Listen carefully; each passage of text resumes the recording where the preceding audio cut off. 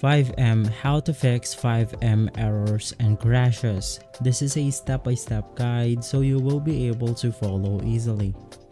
Now if you don't know, FiveM is a modification for Grand Theft Auto 5 enabling you to play multiplayer on custom dedicated server. Now if you're having some errors and problems, you might want to go ahead and follow along in order to fix all of your problems that you are experiencing on FiveM. Basically, once inside your desktop right here, all you have to do is to click on your Windows logo, and once inside, you want to search add or remove programs.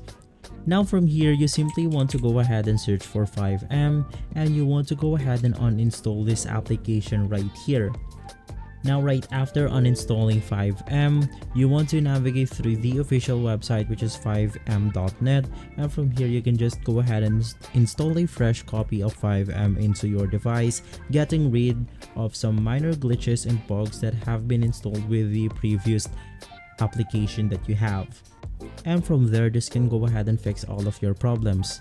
If this video has been helpful for you, please consider by liking and subscribing. I'll see you again next time. Thank you.